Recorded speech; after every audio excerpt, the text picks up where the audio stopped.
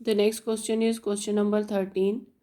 Prove that opposite sides of quadrilateral circumscribing a circle subtend supplementary angles at the center of circle. See here, a quadrilateral ABCD is there, that is circumscribing a circle at point PQRS. Now we are to prove that the opposite sides, means here AB and CD are the opposite sides, they make the supplementary angles at the center of circle, means angle AOB plus angle COD is equal to 180 and angle AOD plus angle BOC is equal to 180. Now see in triangle OPA and OSA. OPA, this triangle, and OSA, this triangle. In these triangles, first we should see that we have taken the angles around the center O as 1, 2, 3, 4, 5, 6, 7 and 8. Now we take in this quadrilateral APOS. See, OA is dividing it into two parts. Then we take triangle APO and triangle ASO. We are to prove that these two triangles are congruent. See, OP is equal to OS, these are the radii of the circle. Then AO is equal to AO, it is common. AP is equal to AS, tangents from external point A to the point of contacts on the circle, means AP is equal to AS, tangents from external point A on the circle.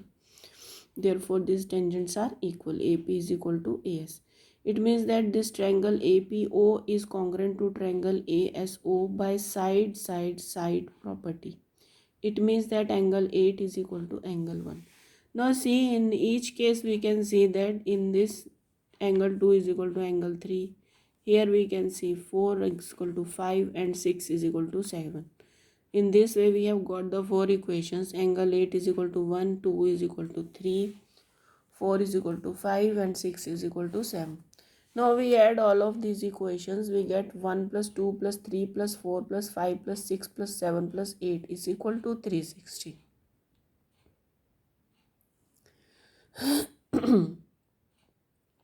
How we get this equation?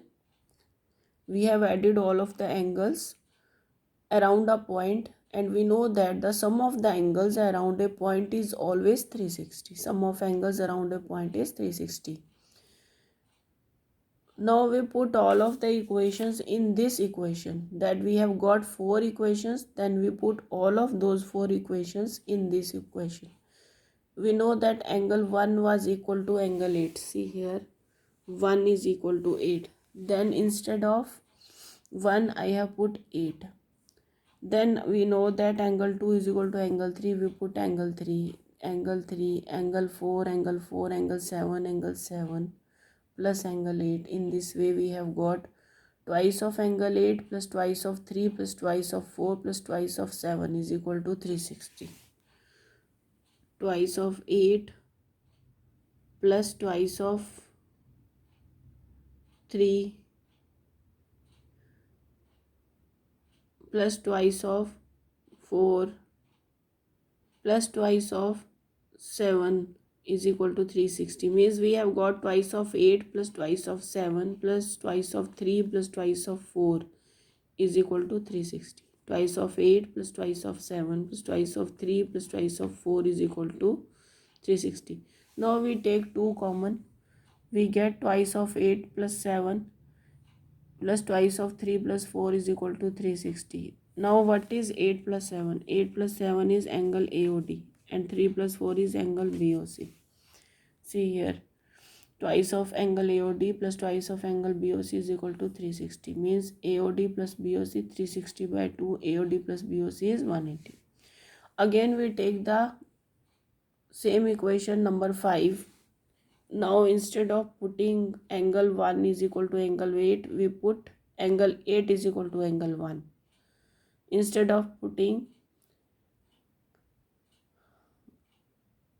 angle 2 is equal to angle 3, we put angle 3 is equal to angle 2. Then we get, means we have put the equations in reverse order as we had taken before. In this way we get twice of angle, see here, twice of angle 1 plus 2 plus twice of angle 6 plus angle 5 is equal to 360. Twice is common, see here, twice of angle 1 plus 2, twice of angle 5 plus 6 is equal to 360. Now what is angle 1 plus 2? It is angle AOB. 6 plus 5 is angle COD. We put the values, twice of angle AOB plus twice of angle COD is equal to 360. From here we get angle AOB plus COD is 360 by 2. Angle AOB plus angle COD, angle AOB plus angle COD is equal to 180. This is the complete proof for question number 13.